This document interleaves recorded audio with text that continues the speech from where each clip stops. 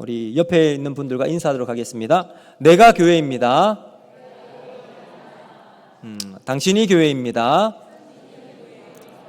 우리가 교회입니다. 할렐루야. 네, 감사합니다. 오늘 말씀을 중심으로 부족한 1%를 채우는 힘, 부족한 1%를 채우는 힘, 이런 말씀으로 하나님 말씀 전하도록 하겠습니다. 며칠 전에 제가 텔레비전을 보았는데 배우 오정세 씨가 나왔습니다. 이 오정세 씨는 여러분 잘 모르시는 분도 계실 텐데 감동적인 수상소감으로 아주 유명합니다. 제가 그 부분을 한번 읽어드리겠습니다.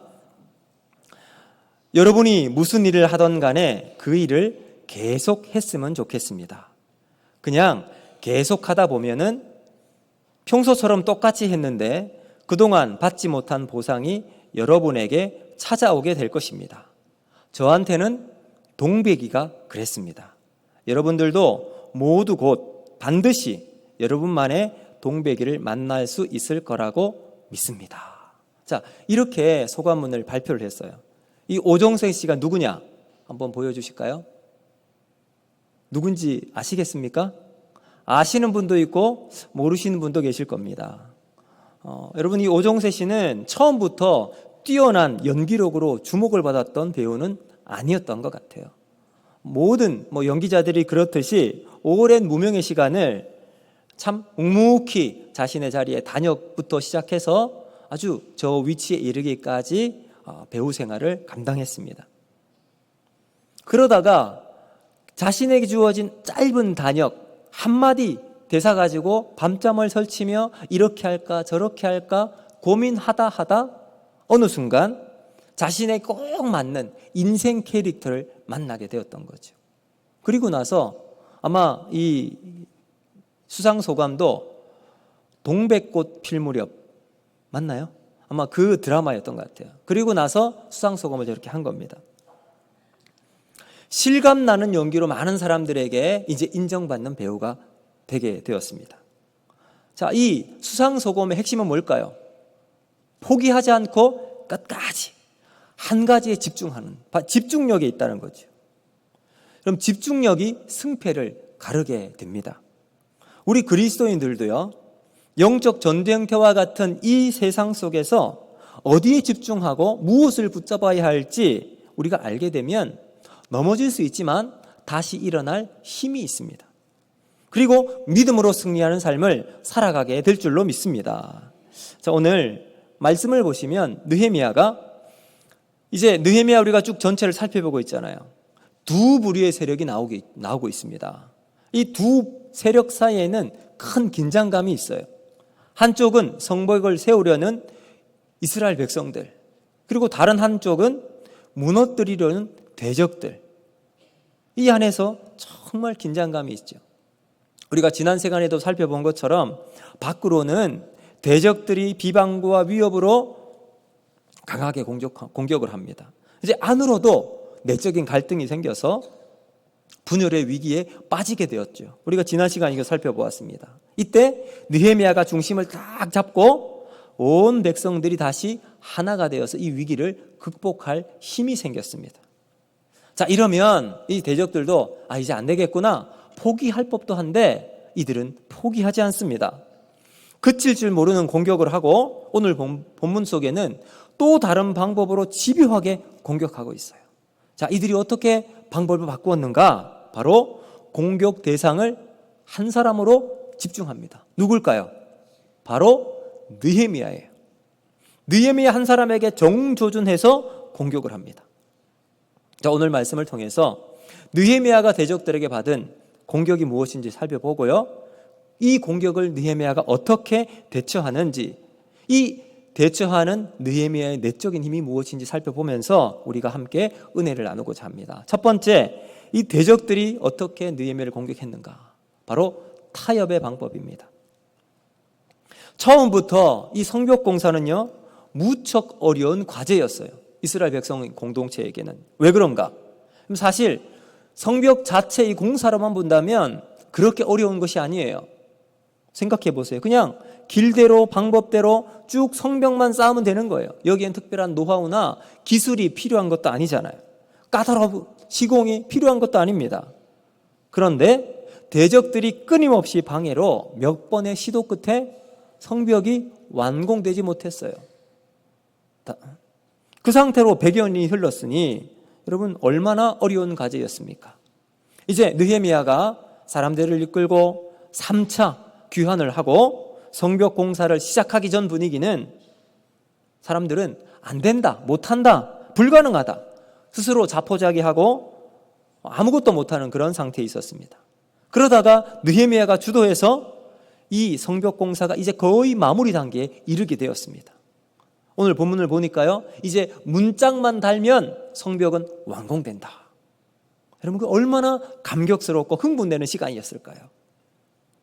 제가 서울에서 사역할 때 교회에서 큰 수양관을 지었습니다.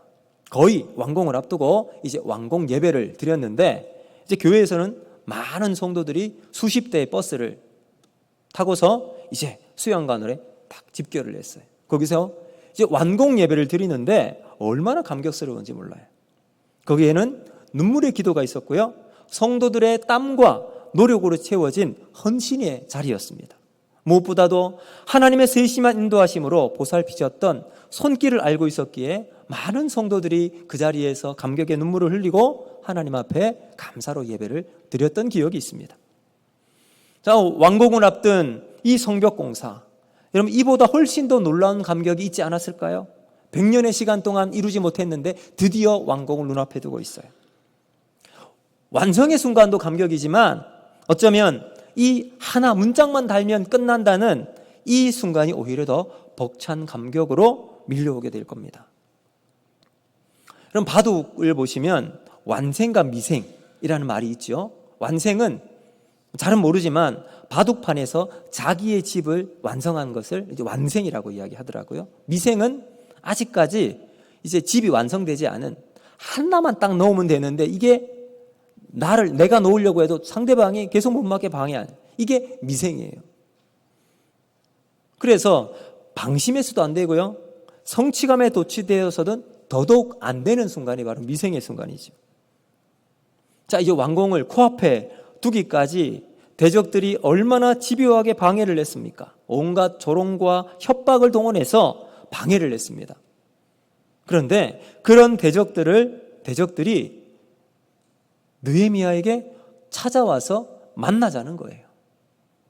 이제 대화를 한번 풀어보자는 거죠. 여러분, 대화를 요청한다는 것은 좋은 소식일까요? 나쁜 소식일까요? 여러분, 대화는 화해 분위기니까 좋은 분위기처럼 우리가 생각할 수 있습니다. 대화하고 협력하는 것은 우리가 무언가 해결의 실마리가 풀리는 것처럼 보이지요. 근데 여러분, 그러나 분명하게 알아야 할 것이 있어요. 대화의 상대가 누군가 우리가 확실하게 알아야 된다는 거예요. 그 대상이 죄와 육신이요 세상과 사탄이라면 그 대화는 해야 할까요, 말아야 할까요? 여러분, 해서는 안 됩니다. 왜 그런가? 그 이면에는 목표가 분명하게 정해져 있기 때문에 그래요. 우리를 무너뜨리기 위한 숨은 의도가 그 속에 있기 때문에 어떤 대화를 하든 그 대화의 목적은 우리를 믿음의 자리에서 벗어나게 만드는 거죠. 자, 그래서 여러분 2절을 보시면요, 뭐라고 이야기하죠? 실상은 나를 해하고자 함이라. 여러분, 분명한 목표가 있었어요. 이와 같이 여러분, 사탄의 전략은 정말로 치밀하게 우리를 파고듭니다. 한 번만 만나고자 한 것이 아니라 오늘도 본문을 보면 4번에 걸쳐서 똑같이 반복해서 이야기합니다. 처음에는 협박과 물리적인 행동으로 다가오다가 이제 그것도 안 되니까 대화의 방법으로 아주 부드럽게 다가옵니다. 그런데 여러분, 협박을 하든 행동을 하든 부드러운 방법으로 다가오든 똑같은 목적이 있음을 기억해야 합니다. 목적이 뭐예요? 무너뜨리기 위한 거예요. 성벽 공사를 못하게 하는 것이 목적이라는 거죠. 우리의 신앙 여정도 돌아보면 마찬가지입니다. 여러분, 우리의 대적 사탄은요, 우리를 강하게 나올 때는 잔뜩 긴장해서 이제 속지 않고 우리가 막 경계해서 탁 대적할 수 있어요. 그런데 그 순간이 지나고 부드럽게 나긋나긋하게 넘어올 경우 우리는 우리 긴장이 다 풀어지고 그냥 속아서 넘어갈 때가 굳이 있습니다. 영화도 한번 보면요, 이제 적진에 잡혀가서 고문을 당할 때 막 심한 고문에는 버팁니다. 고문을 잘 견디는데 어느 순간 미인계로 탁 하면 그냥 넘어가는 경우가 많이 있잖아요. 마찬가지예요. 위협과 핍박 속에서는 오히려 죽으면 죽으리란 각오로 사즉생의 자세로 그 자리를 탁 지키고 있는데, 돈과 권력과 여러 가지 유혹으로 달콤함으로 손을 내밀 때는 우리도 모르게 넘어가는 경우가 많이 있습니다. 이때 우리가 기억해야 될 것이 뭘까요? 부드럽다고 풀어지면 안 된다는 거죠. 죄와 사탄의 대화는 불필요함을 우리가 반드시 기억해야 합니다. 그럼 성경도 우리에게 이 사실을 분명하게 이야기합니다. 사탄이 부드럽게 하와에게 다가오잖아요. 그리고 말을 섞고 그리고 이런저런 이야기를 하다 보니 어느 순간 하와의 마음속에 죄가 들어와 버리고 말았습니다. 사탄이 타협하면서 사용했던 단어를 한번 보시길 바랍니다. 창세기 3장 1절 우리 같이 한번 보겠습니다. 시작. 그런데 뱀은 여호와 하나님이 지으신 들짐승 중에 가장 강교하니라. 뱀이 여자에게 물어 이르되 하나님이 참으로 너희에게 동산 모든 나무의 열매를 먹지 말라 하시더냐. 아멘. 여러분, 여기에 참으로라고 하는 단어에 집중해 주십시오. 무슨 의미예요? 진짜 하나님이 그거 먹지 말라고 그래? 그거 먹으면 죽는데? 이렇게 다가오는 거예요. 오늘 주일 예배 드리잖아. 예배 드릴 때 잠깐 딴짓해도, 딴 생각해도 누가 알 게 뭐냐고. 진짜 교회 나가야만 예배를 드리는 거냐? 집에서 혼자 예배 드리면 안 되니? 담배는 나쁜 거 알겠는데 진짜 술 먹으면 안 된다? 성경에 나와 있니? 이렇게 우리의 마음을 살살 유혹합니다. 여러분, 이 문제의 출발점이 어디일까요? 사탄이 우리에게 친절하게 와서 물어볼 때입니다. 부드럽게 대화하고자 할 때입니다. 여러분, 육신, 죄와 같은 것이 들어와서 대화를 요구하고 타협을 요청할 때, 여러분, 이단이 우리에게 다가와서 대화를 하자고 말할 때 우리가 오랫동안 이야기할 필요가 있을까요? 없습니다. 왜 그럴까요? 이들의 목표는 한결같기 때문에 그렇습니다. 우리를 믿음의 자리에서 벗어나게 만들기 위한 거예요. 자, 그러면 이런 이 사단의 유혹에 대해서 우리는 어떻게 대처해야 되는지 느헤미야의 모습을 통해서 우리가 살펴볼 수가 있습니다. 우리 3절 말씀 같이 보겠습니다. 시작. 내가 곧 그들에게 사자들을 보내어 이르기를 내가 이제 큰 역사를 내려가지 못하겠노라. 어찌하여 역사를 중지하게 하고 너희에게로 내려가겠느냐 하매. 아멘. 자, 여기 느헤미야가 뭐라고 말합니까? 성벽 공사는 하나님의 위대한 역사다. 이 큰 역사. 여러분, 이 사명이 너무나도 막중하고 중대하기에 떠날 수 없고 멈출 수가 없다는 겁니다. 그는 하나님의 일, 다른 말로 하나님께 집중하고 있습니다. 사랑하는 성도 여러분, 하나님께 주신 우리의 사명에 집중하면 우리가 많은 유혹을 이길 수 있는 믿음으로 승리하는 삶이 우리에게 나타나게 될 줄로 믿습니다. 디모데후서 4장 6절과 7절 한번 보겠습니다. 같이 한번 읽습니다. 시작. 나는 선한 싸움을 싸우고 나의 달려갈 길을 마치고 믿음을 지켰으니 이제 후로는 나를 위하여 의의 면류관이 예비되었으므로 주 곧 의로우신 재판장이 그날에 내게 주실 것이며 내게만 아니라 주의 나타나심을 사모하는 모든 자에게도니라. 아멘. 여러분, 디모데후서에서 사도 바울이 디모데에게 강력하게 이야기합니다. 고난과 환난 속에서도 자신의 사명에 집중했기에 마지막 승리의 인생을 걸어갈 수 있었다. 여러분, 오늘 우리는 어디에 집중해야 할까요? 사도 바울이 우리에게 말씀하고 있는 것처럼 우리에게 주신 하나님의 사명에 집중하는 인생, 그 인생이 하나님이 우리를 승리의 길을 만들어 주실 줄로 믿습니다. 여러분이 바로 집중력이에요. 혹시 볼링을 쳐보셨습니까? 볼링은 10개의 핀이 여기에 딱 삼각형으로 세워져 있어요. 그 10개의 핀을 누가 많이 쓰러뜨리느냐. 10번의 이제 기회가 있는데 그 중에 누가 많이 쓰러뜨리냐가 경기의 승패를 좌우합니다. 자, 어떻게 10개의 핀을 쓰러뜨릴 수 있을까요? 전문가들은요, 여기 이 프로 선수는 맨 앞에 있는 그 1번 핀을 주목합니다. 1번 핀을 눈을 딱 보고 공을 굴려서 쓰러뜨리는 거예요. 그러면 1번 핀이 넘어가면요, 그 뒤에 있는 핀들이 도미노처럼 또 와르르 무너지고 스트라이크가 되는 거죠. 핵심은 바로 어디에 주목하는가? 1번 핀에 주목하는 데 있습니다. 거기를 쓰러뜨리면 스트라이크가 나타나는 것처럼 우리의 인생도 마찬가지입니다. 죄와 육신의 생각은 우리가 인생의 볼링의 레일 안에서 스트라이크가 아니라 그 골로 빠지도록 만듭니다. 그래서 육신의 전욕, 안목의 전욕, 이생의 자랑, 이것이 우리의 삶의 목표인 예수 그리스도, 킹핀인 예수님을 떠나서 살아가도록 만드는 거예요. 그래서 시각적인 자극으로, 때로는 충격적인 방법으로, 때로는 부드럽게 우리에게 다가와서 이야기를 하는 거예요. 그럼 그때 우리는 어떻게 해야 될까요? 단호하게 아니라고, 노라고 단호하게 외쳐야 합니다. 그리고 난 다음 우리에게 주신 하나님의 사명을 향해서 달려나가는 인생이 되어야 합니다. 마태복음 6장 33절은 이렇게 말씀합니다. 우리 같이 한번 읽습니다. 시작. 그런즉 너희는 먼저 그의 나라와 그의 의를 구하라. 그리하면 이 모든 것을 너희에게 더하시리라. 아멘.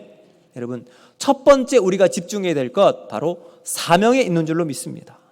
하나님이 우리에게 주신 이 사명에 집중하면 하나님께서 마태복음 6장에 나오는 것처럼 우리의 인생을 책임져 주실 줄로 믿습니다. 이제 두 번째, 그러면 대적이 어떻게 느헤미야를 공격하고 있는가? 두 번째 방법은 바로 모함이었습니다. 자, 우리 5절 말씀인데 같이 한번 봅니다. 시작. 산발랏이 다섯 번째는 그 종자의 손에 봉하지 않은 편지를 돌려 내게 보냈는데. 아멘. 자, 여러분, 고대 시대에 중요한 공식 문서는요, 끈으로 그 편지를 다 묶습니다. 그리고는 밀랍이나 송진으로 그 부분을 이제 인장으로 날인하게 되어 있어요. 그래서 작성된 내용이 변조가 일어나지 않고 다른 사람이 보지 못하도록 이 신빙성을 보장할 수가 있습니다. 그런데 느헤미야에게 보내진 이 편지는 어떻게 되어 있다고 그랬어요? 봉하지 않은 편지. 자, 봉하지 않으면 어떤 일이 벌어집니까? 누군가가 그 편지를 열어서 볼 수 있게 되겠죠. 그 안에 내용인 너무 중요한 내용이면 그 내용이 사람들에게 소문으로 퍼져나갈 수 있게 됩니다. 그렇다면 그 안에 어떤 내용이 들어있었을까요? 6절과 7절이 그 내용을 밝히고 있습니다. 자, 한번 6절, 7절 같이 한번 보겠습니다. 시작. 그 글에 이르기를 이방 중에서 소문이 있고 가스무도 말하기를 너와 유다 사람들이 모반하려 하여 성벽을 건축한다 하나니 내가 그 말과 같이 왕이 되려 하는도다.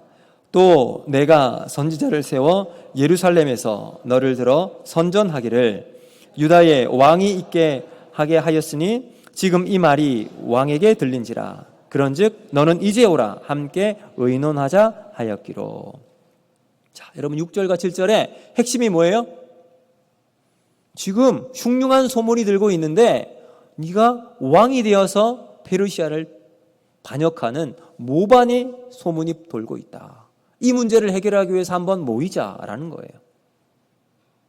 유언비어가 퍼져나가고 있는 상황을 의식적으로 퍼뜨리고 나가고 있는 거예요. 여러분, 당시 페르시아가 온 세상을 다스리는 천하 제1의 여러분 나라 아니었습니까? 페르시아 왕에게 가장 위협이 되는 건 뭘까요? 반역의 소식이에요. 그래서 누군가가 반역을 꾀한다 하면 페르시아 왕은 지체하지 않고 단번에 군사를 파병해서 다 쓸어버릴 겁니다. 사실 여부를 떠나서 이런 유언비어가 페르시아의 왕의 귀에 들렸다. 그러면 그 아무리 왕의 신임을 받는 신하를 할지라도 여러분 목숨이 부지할 수 있겠습니까? 이런 측면에서 느헤미야에게는 이 편지의 내용은 엄청난 압박감으로 다가왔을 겁니다. 산발랏이 바로 이것을 노렸던 거예요. 그래서 느헤미야를 이것으로 협박을 해서 온 오평지에 모여서 우리가 함께 이 이야기를 해보자 했던 거죠. 참 이런 경우 우리는 어떻게 해야 될까요? 아마 여러분들 살면서 되돌아보시면 오해 아닌 오해를 받아 우리 마음 아리를 했던 경우가 한두 번이 아니었을 겁니다. 하지도 않은 일에 대해서 괜한 오해를 받고 또 여러 가지 흉흉한 이야기가 내게 들려올 때 우리는 심각한 마음의 상처를 입습니다. 가슴이 찢어지고 밤잠을 설치며 뜬 눈으로 보낸 경험이 한두 번이 아니었을 겁니다. 이런 상황에서 과연 느헤미야는 어떻게 대처를 했을까요? 우리 8절과 9절인데요. 우리 같이 한번 읽겠습니다. 시작. 내가 사람을 보내어 그에게 이르기를 내가 말한 바 이런 일은 없는 일이요 내 마음에서 지어낸 것이라 하였나니 이는 그들이 다 우리를 두렵게 하고자 하여 말하기를 그들의 손이 피곤하여 역사를 중지하고 이루지 못하리라 함이라 이제 내 손을 힘입게 하옵소서 하였노라. 아멘. 자, 여러분, 우리는 여기에서 느헤미야의 강직함을 우리는 발견할 수가 있습니다. 이런 상황을 접하게 되어 느헤미야 얼마나 가슴이 아프고 마음은 찢어졌을까요? 그런데 느헤미야는 분명하고 단호하게 사실을 밝힙니다. 이런 일 없다. 이것은 네 마음에 지어낸 일이다 라고 이야기합니다. 자, 그런데 여기서 중요한 것이 있습니다. 느헤미야가 이 유언비에 대해서 사실을 가리기 위해서 자신을 증명하려고 애쓰지 않습니다. 느헤미야의 관심은 사람들 앞에서 자신을 증명하는 데 있지 않았다는 점이에요. 그는 하나님께 집중합니다. 하나님께 집중하는 방법이 뭘까요? 바로 기도였어요. 9절 하반부에 보세요. 이제 내 손에 힘있게 하옵소서. 이제 내 손에 힘있게 하옵소서. 무슨 말일까요? 하나님, 유언비어가 사람들의 입에 들리고 있습니다. 담대한 마음을 허락하여 주시옵소서. 이 말에 흔들리지 않는 믿음을 허락하여 주시옵소서. 하나님께 기도하고 있습니다. 기도의 집중력으로 돌파하는 거예요. 주변 환경에 영향을 받는 것이 아니라 하나님의 은혜로 채워달라는 믿음의 기도를 하나님께 드리고 있습니다. 여러분, 우리가 다시 사명의 자리에 집중할 수 있도록 하나님이 주신 힘으로 감당할 수 있도록 기도의 자리를 붙드는 것, 여러분, 우리가 세상 속에서 하나님이 주신 지혜의 방법임을 기억하시길 바랍니다. 억울한 일 많이 있을 수 있어요. 여러분도 억울한 일 당하고 있을 수 있고 저도 억울한 일 당할 수가 있겠지요.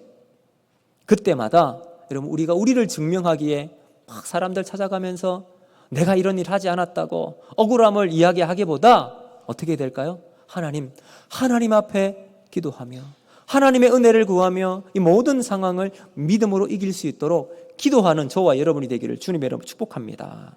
여러분, 그러면 하나님께서 우리들에게 헤쳐나갈 힘을 주실 줄로 믿습니다. 이제 마지막 세 번째. 자, 대적들이 어떻게 느헤미야를 공격했는가? 바로 현실 도피였어요. 타협도 되지 않았어요. 모함도 안 되었습니다. 이때 대적들은 현실 도피를 선택하게 만듭니다. 자, 산발랏은 아주 지혜로운 사람이었던 것 같아요. 아주 인간적인 수단이 능수능란했던 인물. 이때 어디까지 준비했냐면 스마야라고 하는 거짓 선지자를 매수합니다. 이 스마야는요, 10절을 한번 보시면 느헤미야와 아주 잘 알았던 인물인 것 같아요. 10절 한번 보시겠습니다. 시작. 그 후에 무헤다벨의 손자 들라의 아들 스마야가 두문분출하기로 내가 그 집에 가니 그가 이르기를 그들이 너를 죽이러 올 터이니 우리가 하나님의 전으로 가서 외소 안에 머물고 그 문을 닫자. 그들이 반드시 밤에 와서 너를 죽이리라 하기로. 아멘. 자, 여기 스마야가 등장하는데 스마야가 아무튼 느헤미야와 무슨 관계가 깊은 사람인 것 같아요. 매일 보았던 사람이든지 약속해서 이제 어떤 일을 많이 취했던 인물이었던 것 같습니다. 그런데 이 스마야가 느헤미야의 눈에 보이지 않았던 거예요. 그래서 느헤미야가 직접 그 집에 찾아갑니다. 무슨 일이 있는가? 갔더니 이스마야가 뭐라고 이야기하죠? 아니, 지금 들리는 소문에 이야기하면 느헤미야 당신을 죽이기 위해서 사람들이 모함을 하고 일을 계획하고 있다는데 어떻게 하겠느냐? 내게 한 방책이 있으니 나와 함께 합시다. 그것이 무엇입니까? 성전에 들어가서 문을 닫고 숨어 있자는 거예요. 어떤 사람도 목숨의 위기의 순간, 위험과 두려움의 순간이 되면 다 숨어버립니다. 사람들이 떠나갑니다. 그런데 스마야는 어떻게 합니까? 자기가 함께 하겠다는 거예요. 그러니 얼마나 마음이 든든하겠습니까? 자기가 제사장인데 성전에 들어가서 거기 들어가는 것 허락하고 내가 함께 할 테니 걱정하지 말라고. 얼마나 고맙고 위로가 되고 큰 힘이 됩니까? 사랑하는 성도 여러분, 우리 그리스도인들은요, 목숨보다 더 소중한 것이 있어야 할 줄로 믿습니다. 그것이 무엇일까요? 바로 사명입니다. 사도 바울은 하나님 말씀을 증언하는 일에 자신의 생명을 조금 더 귀한 것으로 여기지 않는다라고 하는 위대한 고백을 했습니다. 사명이 생명보다 귀하다. 여러분, 이 스마야는 뭐라고 이야기하죠? 사명이 아니라 생명을 지금 선택하는 것이 옳은 길이다. 달콤하고 매력적인 제안을 느헤미야에게 합니다. 이런 제안에 대해서 느헤미야는 어떻게 반응할까요? 고맙지만 못 간다. 자, 그리고 난 다음 12절 한번 보겠습니다. 12절 시작. 깨달은즉 그는 하나님께서 보내신 바가 아니라 도비아와 산발렛에게 뇌물을 받고 내게 이런 예언을 함이라. 아멘. 자, 여러분, 느헤미야는 어쩌면 이 스마야와 아주 마음을 터놓고 절친의 관계에 있었을 수도 있습니다. 그런데 알고 보니 뇌물 받고 자신을 죽이는 함정을 파놓은 인물이었을지 꿈에도 생각해 보았을까요? 여러분, 그래서 이런 말이 있죠. 세상에 믿을 사람 있다 없다? 없다. 여러분, 우리는 다 연약한 사람이에요. 그래서 우리가 믿음으로 어떤 사람을 알고 있다면 그럼 믿지 마시고 어떻게 할까요? 사랑해 주시길 바랍니다. 믿으면 그 믿음 때문에 언젠가 배신당하게 되면 우리 마음에 큰 상처를 당해요. 그래서 믿지 마시고 사랑해 주시요. 사랑하면 그 다음 어떻게 될까요? 혹 여러분 오해가 생겨서 마음이 틀어지더라도 우리가 사랑하면서 이해할 수 있기 때문에 그렇습니다. 그러므로 여러분, 우리가 평생 살아가면서 우리의 믿음의 대상은 사람이 아닌 우리 주 예수 그리스도밖에 없는 줄로 믿습니다. 오직 우리는 예수님만 믿고 나아가야 할 줄로 믿습니다. 자, 그런데 여기서 문제는 이 문제를 어떻게 깨닫느냐에 달려 있는 거 아니겠습니까? 느헤미야가 어떻게 이것을 깨닫게 되었을까요? 바로 11절에 그 비결이 나옵니다. 11절 말씀 같이 봅니다. 시작. 내가 이르기를 나 같은 자가 어찌 도망하며 나 같은 몸이면 누가 외소에 들어가서 생명을 보존하겠느냐. 나는 들어가지 않겠노라 하고. 아멘. 여러분, 느헤미야가 거절했던 기준이 뭡니까? 말씀이에요. 하나님 말씀을 기준을 가지고 딱 보니까 이건 들어가서는 안 되는 거예요. 민수기 18장 7절을 이렇게 말합니다. 자, 같이 한번 읽습니다. 시작. 너와 내 아들들은 제단과 휘장 안의 모든 일에 대하여 제사장의 직분을 지켜 섬기라. 내가 제사장의 직분을 너희에게 선물로 주었은즉 거기 가까이 하는 외인은 죽임을 당할지니라. 아멘. 뭐라고 이야기합니까? 이 성소 안에는 누구만 들어가요? 제사장만 들어갈 수 있대요. 제사장 이외의 모든 사람들은 들어가면 죽임을 당하리라. 말씀의 기준을 보니까 들어가서는 안 되는 곳이었어요. 느헤미야의 깨달음의 기준은 하나님 말씀에 있었습니다. 말씀을 근거해서 보니까 여러분 이것은 안 되는 것이었죠. 상황이나 환경의 시선에 우리의 마음을 두면 해결 방안을 찾을 수 있을 수도 있지만 여러분 우리의 삶의 기준은 판단의 기준은 하나님 말씀에 있는 줄로 믿습니다.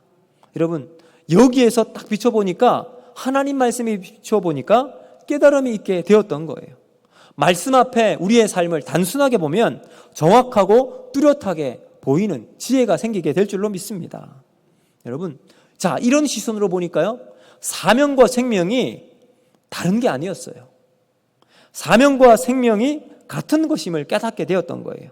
사명을 선택하면 생명을 잃게 되는 것이고, 생명을 선택하면 사명을 저버리는 것이 아니라 사명이 곧 생명임을 깨달았던 겁니다. 여러분, 성경에 나오는 믿음의 인물들을 한번 쭉 살펴보십시오. 그들은 한결같이 사명과 생명을 같이 걸어갔던 믿음의 인물입니다. 에스더 뭐라고 고백합니까? 죽으면 죽으리라 하고 왕 앞에 나아갔습니다. 다니엘과 세 친구, 이런 세 친구들이 신상을 크게 만들었는데 그 신상의 절하기를 거부하자 뭐라고 합니까? 7배나 뜨거운 풀무불에 집어넣겠다고 했어요. 실제로 그 풀무불에 던져졌어요. 근데 하나님께서 구해주셨죠. 다니엘, 여러분 어떤 시간에도 절하거나 기도하지 말라고 했지만 평소와 같이 다니엘은 예루살렘을 향해서 창문을 열고 기도했어요. 여러분 그리고 난 다음 잡혀가서 사자굴에 던져졌잖아요. 이들에게 사명과 생명은 동일한 것이었습니다. 여러분 우리도 마찬가지 아닙니까? 하나님께서 우리들에게 주신 사명이 없다면 우리는 살았으나 죽은 자와 같을 겁니다. 그렇다면 오늘 하나님이 우리들에게 주신 사명이 무엇입니까? 사명이 있는 사람은요, 오늘 우리에게 주신 이 시간, 이 자리를 함부로 하지 않습니다. 제가 고등학교 때 참 좋아했던 영화가 있는데 죽은 시인의 사회. 아마 여러분 중에도 좋아하는 이 영화를 좋아하시는 분도 계실 겁니다. 이 죽은 시인의 사회에서 참 유명한 대사가 하나 있죠. 뭐죠? 까르페 디엠. 까르페 디엠. 이 뜻이 뭐냐 하면 오늘을 붙잡으라. 영어로는 seize the day예요. 오늘을 붙잡으라. 나의 삶의 자리를 떠나 피하지 않는 인생.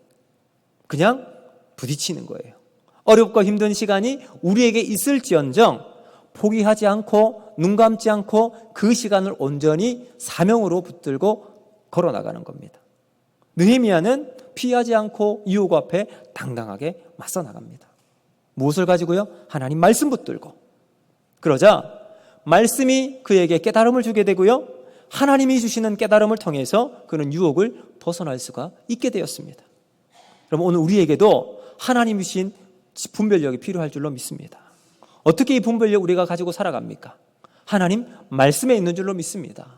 여러분 오늘 우리 속에 이 하나님 말씀을 가슴속에 품고 믿음으로 우리의 인생의 걸음을 걸어나가는 저와 여러분이 되기를 주님의 이름으로 축복합니다. 그러면 우리가 이 세상 속에서 하나님의 뜻을 분별하게 됩니다.